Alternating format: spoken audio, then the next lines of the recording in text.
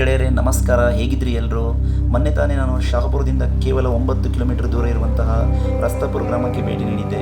So ಹಾಗೆ ಹೋದಾಗ ಅಲ್ಲಿರುವಂತಹ ಶ್ರೀ ಶರಬಲಿಂಗೇಶ್ವರ ಸಂಸ್ಥಾನ ಮಠಕ್ಕೆ ಹೋಗಿ ನಾನು ಅಲ್ಲಿರುವ ಒಂದು ದೇವರ ದರ್ಶನವನ್ನು ಪಡೆದೆ. ಸೊ ಅಲ್ಲಿ ಸ್ಥಳೀಯರ ಒಂದು ಮಾಹಿತಿಯನ್ನು ಪಡೆದ ನಂತರ ನನಗೆ ಆ ಒಂದು ಸ್ಥಳದ ಬಗ್ಗೆ ಕುತೂಹಲ ಇನ್ನೂ ಹೆಚ್ಚಾಯಿತು. ನಾನು ತಿಳಿದಿರುವ ಒಂದು ಮಾಹಿತಿಯನ್ನು ನಿಮ್ಮ ಜೊತೆ ಹಂಚ್ಕೊಳ್ಳೋಕೆ ಇಷ್ಟಪಡ್ತೇನೆ. ನೀವು ಕೂಡ ಸಮಯ ಇದ್ದರೆ ಒಂದು ಬಾರಿ ಅಲ್ಲಿ ಸಂಸ್ಥಾನಕ್ಕೆ ಹೋಗಿ, ಅದು ತುಂಬ ಚೆನ್ನಾಗಿದೆ. ಅಲ್ಲಿರುವ ವಾತಾವರಣ ಎಂಥವ್ರನ್ನೂ ಕೂಡ ತುಂಬ ಆಕರ್ಷಣೀಯವಾಗಿ ಮಾಡುತ್ತೆ. ಹಚ್ಚ ಹಸಿರಿನ ವಾತಾವರಣ, ಎತ್ತರನೆಯ ಮರಗಳು, ಒಂದು ರೀತಿ ಸ್ವರ್ಗದ ಜಾಗದಲ್ಲಿ ಇದ್ದೇವೆಂಬ ಅಂತ ನಮಗೆ ಫೀಲಿಂಗ್ ಬರುತ್ತೆ. ಅಷ್ಟೇ ಅಲ್ಲದೆ ದಿನ ಹಸಿದು ಬಂದವರಿಗೆ ಅಲ್ಲಿ ಪ್ರಸಾದದ ವ್ಯವಸ್ಥೆ ಇರುತ್ತೆ. ಮತ್ತು ಬುದ್ಧಿಮಾಂದ್ಯರು, ಪಾರ್ಶ್ವವಾಯು ಅಥವಾ ಲಕ್ವ ಹೊಡೆದಿರೋರು, ಸ್ತ್ರೀರೋಗ, ಈ ಮುಂತಾದ ರೋಗಗಳಿಗೂ ಕೂಡ ಅಲ್ಲಿ ಔಷಧಿಯನ್ನು ನೀಡಲಾಗುತ್ತೆ. ಹಾಗೂ ನಮ್ಮ ಜೀವನದ ಆಗುಹೋಗುಗಳ ಕುರಿತಾಗಿಯೂ ಕೂಡ ನಮಗೆ ಅಲ್ಲಿರುವ ಮಾನ್ಯರು ಮಾಹಿತಿಯನ್ನು ನೀಡ್ತಾರೆ. ಅಲ್ಲಿನ ಒಂದು ತಂಪಾದ ವಾತಾವರಣ, ಹಸಿರು ವಾತಾವರಣ ಮಕ್ಕಳಿಗೆ ತುಂಬಾ ಇಷ್ಟ ಆಗುತ್ತೆ. ವಾರಕ್ಕೊಮ್ಮೆ ಆದರೂ ಅಥವಾ 15 ದಿನದಲ್ಲಿ ಒಂದು ಬಾರಿ ಆದರೂ ಕೂಡ ನಾವು ಅಲ್ಲಿಗೆ ಹೋದರೆ ನಮಗೆ ತುಂಬಾ ಎಂಜಾಯ್ಮೆಂಟ್ ಮಾಡ್ಬೋದು.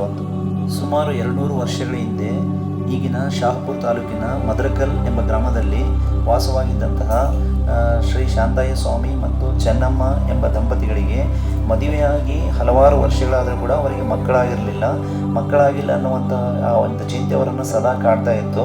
ಸೊ ಮಕ್ಕಳಾಗಲಿ ಎಂದು ಅವರು ಸೋಗುರೇಶ್ವರನ ಮೊರೆ ಹೋಗಿರ್ತಾರೆ. ಸುರೇಶ್ವರ ದೇವರಿಗೆ ನಾನಾ ವಿಧದ ಪೂಜೆಗಳನ್ನು ಸಲ್ಲಿಸ್ತಾ ಇರ್ತಾರೆ. ಅವರ ಒಂದು ಪೂಜಾಫಲದ ಪ್ರತಿರೂಪವಾಗಿ ಶ್ರೀ ಶರಬೇಂದ್ರರು ಈ ಪುಣ್ಯ ದಂಪತಿಗಳ ಉದರದಲ್ಲಿ ಜನಿಸಿ ಬಂದರು. ಶರಬೇಂದ್ರ ಎಂದು ನಾಮಕರಣವನ್ನು ಮಾಡಲಾಯಿತು. ಮೊದಲಿಂದಲೂ ಕೂಡ ಬಾಲ್ಯದಲ್ಲಿ ಕೂಡ ಶರಬೇಂದ್ರರು ಇತರ ಮಕ್ಕಳಿಗೆ ಹೋಲಿಸಿದರೆ ಬಹಳ ಭಿನ್ನವಾಗಿ ಒಂದು ಕಲಿಕೆಯ ಒಂದು ವಿಷಯದಲ್ಲಿರಬಹುದು, ಪೂಜೆ ಮಾಡುವ ವಿಷಯದಲ್ಲಿರ್ಬೋದು, ಎಲ್ಲದರಲ್ಲಿ ಕೂಡ ತುಂಬಾ ಆಸಕ್ತಿಯನ್ನು ಈ ಮಗು ತೋರಿಸ್ತಿತ್ತು. ಮತ್ತು ಆ ಒಂದು ಊರಿನ ಅಚ್ಚುಮೆಚ್ಚಿನ ಮಗುವಾಗಿದ್ದರು ಇವರು. ಇಷ್ಟಿಂತಹ ಶರಬೇಂದ್ರರಿಗೆ ಮದುವೆ ಮಾಡಲು ನಿರ್ಧರಿಸಿದ ತಂದೆ ತಾಯಿಗಳು ಅವರ ಊರಿನ ಪಕ್ಕದಲ್ಲಿದ್ದಂತಹ ಪಕ್ಕದ ಹಳ್ಳಿಯ ಯುವತಿಯಾದ ಸಿದ್ದಮ್ಮ ಅವರ ಜೊತೆ ಇವರ ವಿವಾಹವನ್ನು ಏರ್ಪಡಿಸ್ತಾರೆ. ಸುಖ ಸಂಸಾರದ ಫಲವಾಗಿ ಈ ದಂಪತಿಗಳಿಗೆ ದೊಡ್ಡೇಂದ್ರ ಎನ್ನುವಂಥ ಒಂದು ಮಗು ಜನನವಾಯಿತು.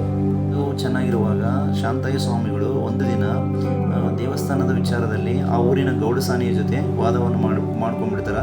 ಈ ವಾದದ ಒಂದು ಪ್ರತಿರೂಪವಾಗಿ ಏನಾಗುತ್ತಾ, ಈ ಸಂಸಾರನೇ ಮದರಕಲ್ಲನ್ನು ಬಿಟ್ಟು ಹೊರಗಡೆ ಹೋಗುವಂಥ ಒಂದು ಪರಿಸ್ಥಿತಿ ನಿರ್ಮಾಣವಾಗುತ್ತೆ.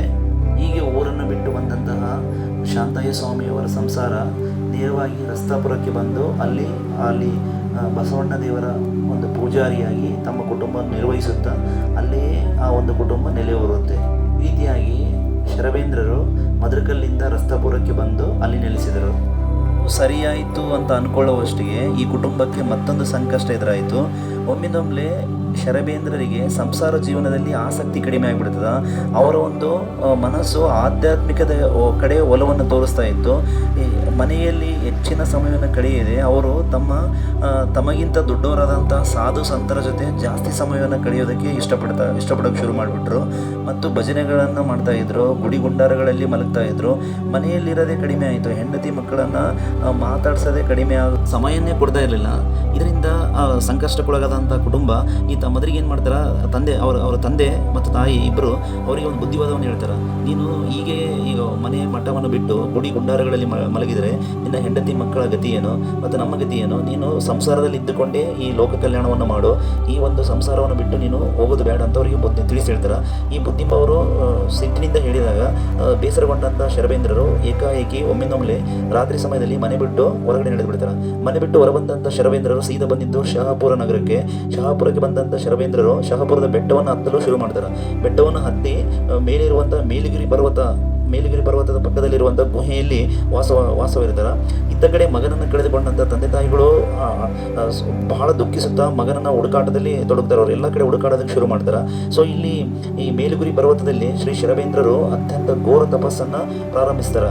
ಅವರ ತಪಸ್ಸು ಎಂಥ ಋಷಿಮುನಿಗಳಿಗೂ ಕೂಡ ಕಡಿಮೆ ಇರಲಿಲ್ಲ. ಈ ರೀತಿ ಘೋರ ತಪಸ್ಸನ್ನು ಮಾಡಿ ಅವರು ಮೇಲುಗಿರಿ ಪರಮಾತ್ಮನನ್ನು ಒಲಿಸ್ಕೊಳ್ತಾರೆ.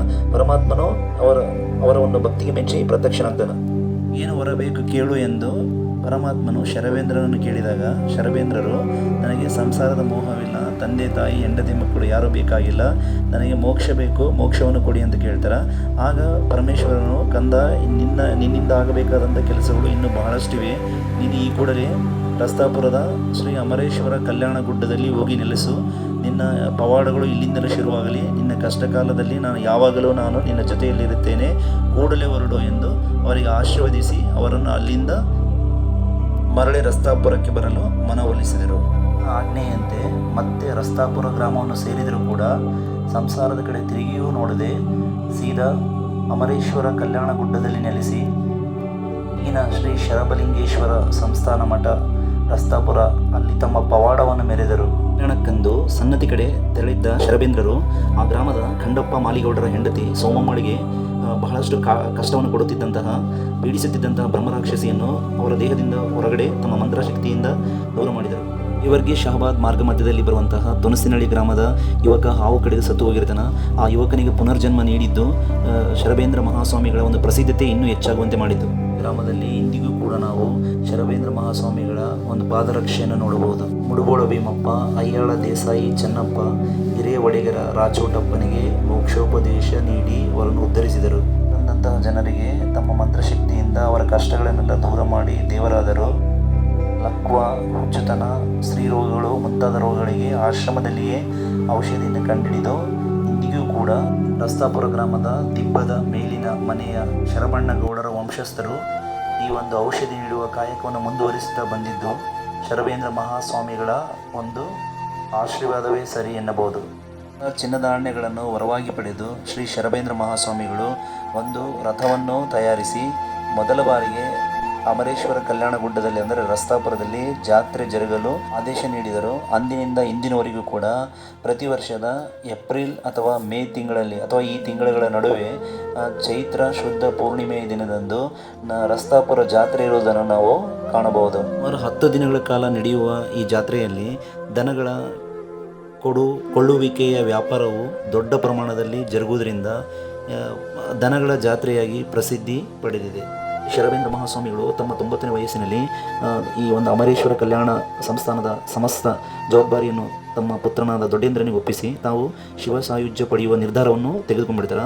ಈ ನಿರ್ಧಾರವನ್ನು ಕೇಳಿದಂತಹ ಪ್ರಪಂಚದಾದ್ಯಂತ ಇರುವಂಥ ಅವರ ಭಕ್ತರಿಗೆ ಸಿಡಿಲು ಬಡಿದಂತಾಗುತ್ತೆ.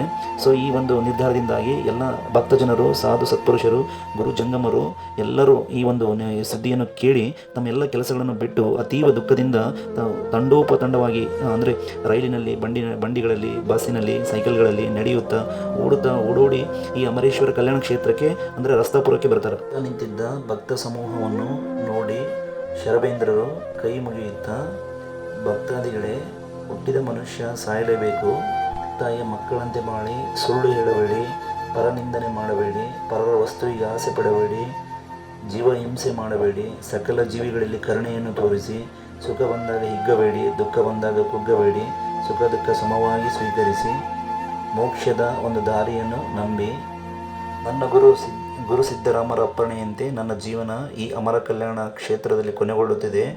ಮೇಲುಗಿರೀಶನ ಅನುಗ್ರಹದಿಂದ ರಸ್ತಾಪುರ ಗ್ರಾಮ ಸಗರನಾಡಿನ ಧರ್ಮಕ್ಷೇತ್ರವಾಗಿದೆ. ನಾನೀಗ ಪಂಚಭೂತಗಳೊಡನೆ ಸೇರಿ ಪರಮಾತ್ಮನಲ್ಲಿ ಒಂದಾಗಲಿದ್ದೇನೆ. ನನಗಿನ್ನು ಸಂತೋಷದಿಂದ ಹೊರಡಲು ಅಪ್ಪಣೆ ಕೊಡಿ. ನಾನಿನ್ನು ಹೊರಡುತ್ತೇನೆ. ನಿಮಗೆಲ್ಲರಿಗೂ ಶುಭವಾಗಲಿ, ಸನ್ಮಂಗಳವಾಗಲಿ ಎನ್ನುತ್ತಲೇ ಶ್ರೀ ಶರಬೇಂದ್ರ ಮಹಾಸ್ವಾಮಿಗಳು ಕಣ್ಣು ಮುಚ್ಚಿ ಸಾಯುಜ್ಯವನ್ನು ಹೊಂದುತ್ತಾರೆ. ಅಲ್ಲಿ ನೆರೆದಂಥ ಭಕ್ತಜನರು ಭಾವೋದ್ವೇಗಕ್ಕೊಳಗೊಂಡು ಹಾರಿ ಅಳತೊಡಗಿದರು. ಅಪ್ಪ ಶರಬೇಂದ್ರ, ನಮ್ಮನ್ನು ಬಿಟ್ಟು ಹೋದೆಯ ತಂದೆ, ಬಿಟ್ಟು ಹೋದೆಯ ನಮ್ಮೊಡೆಯ ಎಂದು ಬಿಕ್ಕಿ ಅಳತೊಡಗಿದರು. ಮಹಾಸ್ವಾಮಿಗಳು ನಮ್ಮನ್ನು ಅಗಲಿದ್ರು ಕೂಡ ಇಂದಿಗೂ ರಸ್ತಾಪುರ ಶರಬೇಂದ್ರ ಒಂದು ಮಠದಲ್ಲಿ ಮೂರ್ತಿಯಾಗಿ ಆ ಒಂದು ಶರಬೇಂದ್ರರ ಆಶೀರ್ವಾದ ಈ ಒಂದು ವಿಡಿಯೋವನ್ನು ನೋಡುತ್ತಿರುವ